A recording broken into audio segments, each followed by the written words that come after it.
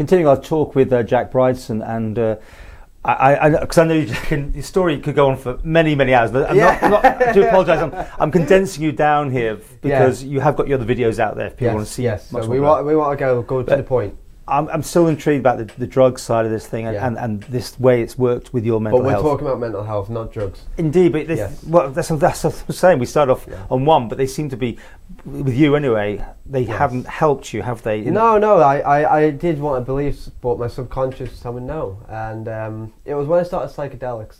What's a psychedelic? That's like LSD or something? LSD or shrooms, acid. The first time I took it, I felt my brain was cleansed and I felt really good. I did for a while. But then I thought, I'm going to take more. And I started taking more and more. Then there was about a month period where I had none.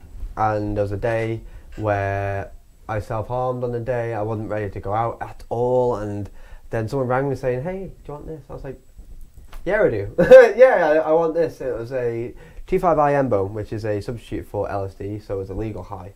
So it wasn't safe, really. It was chemically used, so they could have been sprayed with absolutely anything.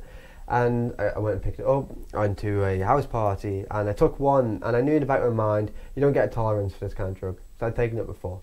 But me, being greedy at the time, I thought, I'm going to take 2 more. I took 2 more, the first one kicked in, and I thought, yeah, I'll be okay. They were my famous last words for that night. This was 2014 October.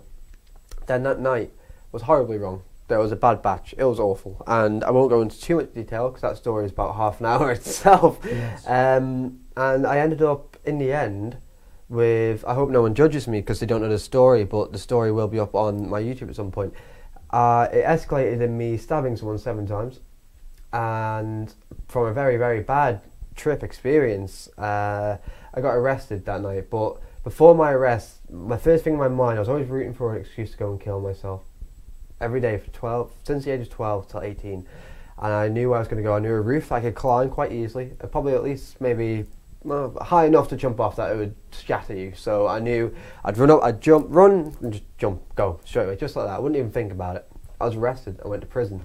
And I served prison for 2 years, 1 month, 15 days. That went down for a lot of reasons. One main reason I would like to point out is that the police turned up that night and I threw my phone to the floor out of panic and a bit of ecstasy fell out and I said, I don't care, I've got £1,500 of drugs on me. They looked at me, I looked at them, looked at the drugs, they looked at drugs, I looked at them. We all made eye contact and I thought, shit, I'm going to get arrested. They left the property. They left. Not one word was said to me by the police that night. 3 hours later I stabbed someone 7 times and nearly killed the guy. I thought I did kill him. Luckily I didn't. Luckily. And I thank God that I did not. And so prison was a struggle. Massive struggle. So at first I was looking at 18 years. And then it went down to 15. And then 12. Then 8. And then in the last 4 months, it went down, you were looking at 4 to 6 years serving. Because they offered me a longer license, which would mean more time of probation. And so now I'm on probation until 2021.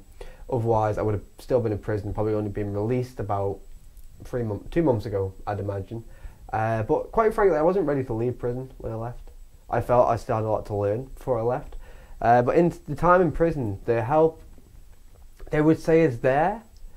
I didn't feel it quite was at all. I was at one point, I spoke to a doctor because they changed my medication around illegally, actually. I would use that term quite strongly because they had no rights. My doctor himself overpowered, but they didn't listen to my doctor. They did what they wanted to do.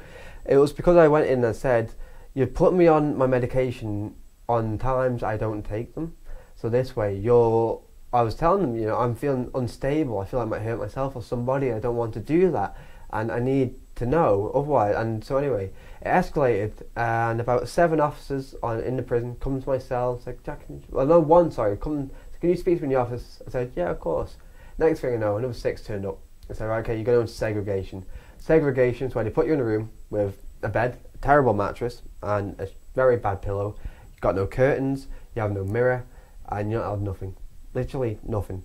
They left me there for 7 days, and I was fine. But they put me in there because the doctor who I did see said that I was going to go back and kill myself. And I did not say that word once. I said, I feel if you keep putting me on these medications, on these set times of these days, I'm going to feel unstable and I may want to hurt myself or someone.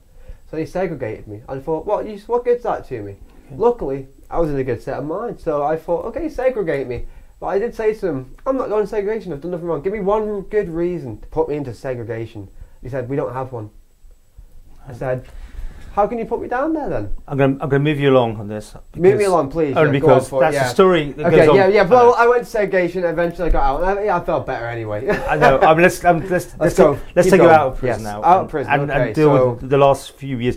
Because your life still goes, you became diabetic and all sorts of things as well. Yeah, that was a struggle as well, yeah. So I guess, when I did get released from prison, it was just at Christmas lights everywhere, it was beautiful, and then it all just disappeared. And I thought, oh, I feel a bit down. But the first year was a bit of a struggle, trying to find work, trying to find this and that and everything. At the end of that year, December, I felt ill, very ill. I lost 2 stone in just a matter of less than 2 weeks. Then I went to A&E, and the same day I was diagnosed with a hernia on my testicle. I thought, oh, great news, this is fantastic, just before Christmas. Anyway, I seen the next nurse, and I said, I've lost a lot of weight in the last week or so. And she said, you don't look like you've lost weight to me. I said, well, I didn't say anything. I was gobsmacked. I thought, how can you judge the weight I've lost? You've never met me. So I asked, can I have a blood test? She said, no. I thought, okay then. So I started getting worse and worse. And then, so I was basically misdiagnosed. And I seen another doctor, and she sent me for a blood test. And they rang me back within 3 hours and said, okay, you have to come to the hospital immediately.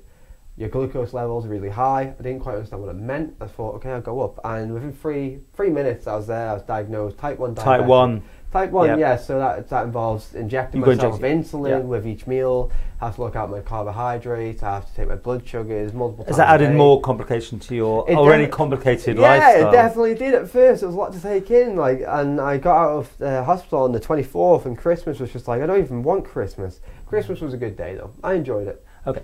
I'm a child. How are you feeling now? Now? Well, you know what? I went vegetarian in the end of March or start of April last year, and for about 4 months of that I was mainly eating vegan, and that was helping my diabetic reasons and the rest of it. And then I've been full vegan now since August, and my pancreas has actually became 65% of its capacity back by being vegan. But one diet doesn't suit all, so I wouldn't go around saying go vegan if you're diabetic, because it might not work.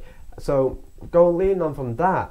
That was a massive change for me. I feel a lot healthier, not better in my body. But then I've had a few struggles again with my mental health, and then drinking a lot, and a lot when I mean weekdays, weekends, just drinking for the sake of it. And there's a big story that we're about to come to, which happened quite recently, which I'm happy to share. And for any viewers, it's I guess maybe a trigger warning in sense, maybe. It is deep and it's very emotional and but it's life changing, and I want to share it because of how I feel now from what has happened.